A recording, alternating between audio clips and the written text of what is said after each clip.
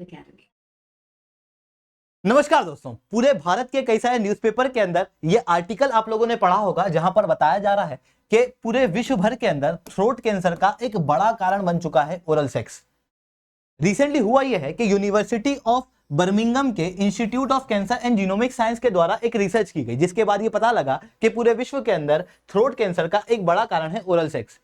दोस्तों, ये sex education point of view से बहुत इंपॉर्टेंट है हमारे यूथ को जानना कि किस तरीके से ओरल सेक्स थ्रोट कैंसर का कारण बना हुआ है और कैसे आप लोग अपने आप को इस प्रकार के कैंसर से बचा सकते हो। तो इस लेक्चर को बिल्कुल एंड तक देखना। इन सारी चीजों को मैं शुभेंद्र चौहान इस सेशन के अंदर डिस्कस करूंगा, बट उसके पहले आप लोग मेरे साथ में SRC10 टेलीग्राम ग्रुप के ऊपर जुड़ सकते हो। मेरे क्लास की अपडेट, पीपीटी, पीडीएफ सब कुछ आपको हमें मिल जाती है। इसके अलावा दोस्तों, अगर आप लोगों को यूपीएससी सीएससी की तैयारी करना है तो आप हमारे ऑफलाइन सेंटर के अंदर विजिट कर सकते हो। चलिए दोस्तों, अब समझने का प्रयास करते हैं यहाँ पे हुआ क्या। जब हम लोग बात करें थ्रोट कैंसर की, तो थ्रोट कैंसर क्या होता है? जैसे ये आदमी है, इसके जो ये गले वाला पार्ट है ना, मुंह से लेके गले और नाक वाला, इस जगह पे अगर कैंसर हो तो उसे थ्रोट कैंसर कहा जाता है। इस कैंसर के मल्टीपल कारण हो सकते हैं, जैसे तंबाकू। कई बार आप तंबाकू के पाउच के ऊपर देखोगे तो पीछे बना होता है कि इससे कैंसर कॉज होता है, वो थ्रोट कैंसर है। दूसरा, विटामिन डिफिशियंसी, एक्सेस अल्कोहल का प्रयोग और एचपीवी का इन्फेक्शन।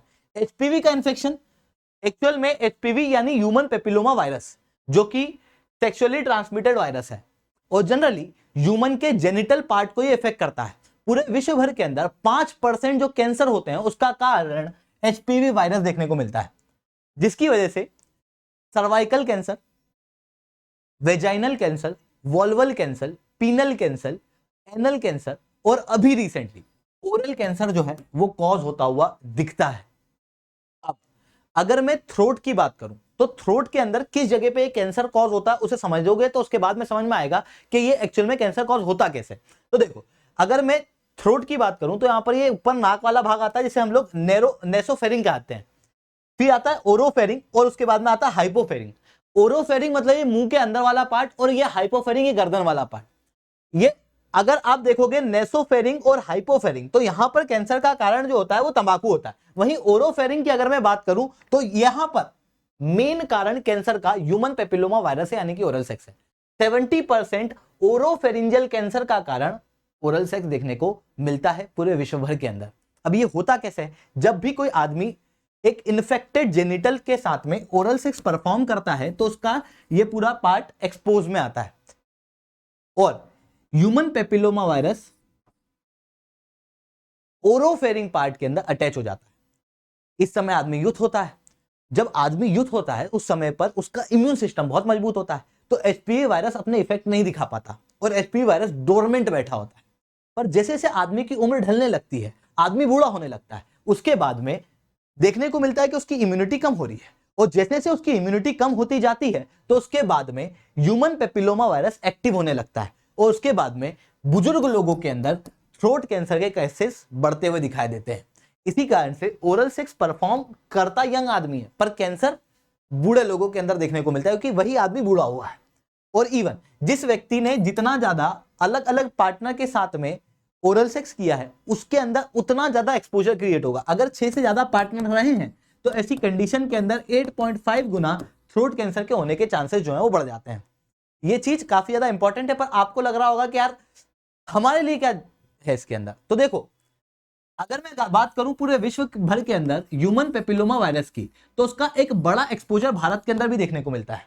भारत वर्ल्ड के हॉटस्पॉट में है एचपीवी वायरस के केस में और भारत के अंदर कई सारे कैंसर देखने को मिलते हैं एचपीवी वायरस की वजह से। जैसे सर्वाइकल कैंसर से बहुत भारी मात्रा में भारत जूझ रहा था। भारत के अंदर 1.23 लाख सर्वाइकल कैंसर के केसेस थे, ये भी एचपीवी वायरस की वजह से ही होता था और इसकी वजह से 69,000 डेथ हर साल होती थी महिलाओं की, जो अपने आप में काफी कंसर्न वाली बात थी, जिसके बाद में सर्वावेक करके एक वैक्सीन बनाई गई इसी एचपीवी वायरस के खिलाफ।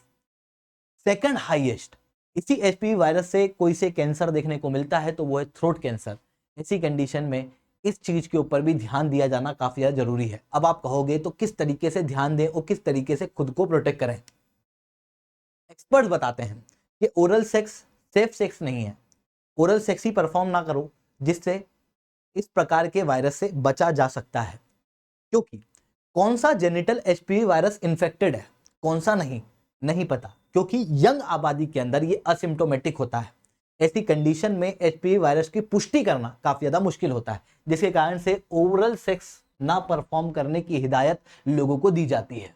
दूसरा, कि अगर फिर भी करना ही है तो एचपीवी वायरस के कुछ वैक्सीन आते हैं जो 9 साल की उम्र के बाद आदमी लगवा सकता है। भारत के केस में अभी नहीं लग रहे हैं, पर हाँ लगवा सकता है दूसरी जगहों पर। तो ये हिदायत कई सारे एक्सपर्ट देते हैं। इसके अलावा अनहेल्दी प्रैक्टिसेस ना परफॉर्म करें, जैसे दारू पीना, सिगरेट पीना, इन सारी चीजों से कैंसर का एक्सपोजर बढ़ जाता है। और उसके बाद अगर ओरल सेक्स परफॉर्म किया जाता है तो और ज्यादा इफेक्ट एचपीवी वायरस का देखने को मिलता है। तो हाई चांस है कि कैंसर जो है वो कॉज होगा। ऐसी कंडीशन में इस तरीके की अनहेल्दी प्रैक्टिस को छोड़ के रखें।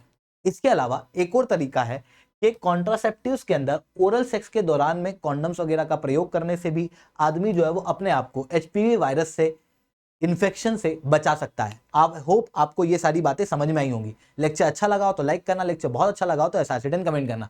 इवन देखो, मैं हर बार लेक्चर शेयर करने के लिए कहता नहीं हूं, पर ये एक बहुत इंपॉर्टेंट टॉपिक है। लोगों को इस चीज के बारे में पता लगना चाहिए। इवन आपके दोस्तों को, यंग आबादी को इसके बारे में पता लगना चाहिए, ताकि बुजुर्ग समय पर उनके साथ में इस तरीके की घटनाएं ना हो और वो लोग भी सेफ सेक्स परफॉर्म कर पाए, सेक्स एजुकेशन लोगों तक पहुंच पाए, यंग आबादी तक पहुंच पाए।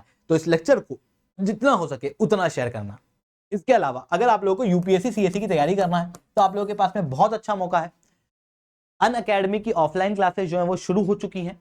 ऑफलाइन सेंटर के अंदर दिल्ली के करोलबाग और मुखर्जी नगर के अंदर और प्रयागराज के सिविल लाइंस के अंदर आप यहाँ पर विजिट कर सकते हो। अगर आपको लगता है कि नहीं मैं वहां तक नहीं जा सकता दूसरे शहर में, तो नीचे मैंने गूगल फॉर्म पिन किया हुआ, उस गूगल फॉर्म को भर देना। हमारी टीम जो है वो आपको रीच आउट कर लेगी, जिसके बाद आपके सारे डाउट्स, आपकी सारी क्वेरीज जो है वो रिजॉल्व कर दी जाएगी। आई होप आपको ये सारी चीजें समझ में आई होंगी। लेक्चर अच्छा लगा हो तो लाइक करना, लेक्चर बहुत अच्छा लगा हो तो नीचे 10 कमेंट करना। आज के लिए इतना ही। That's all from my side. जय हिंद, जय भारत।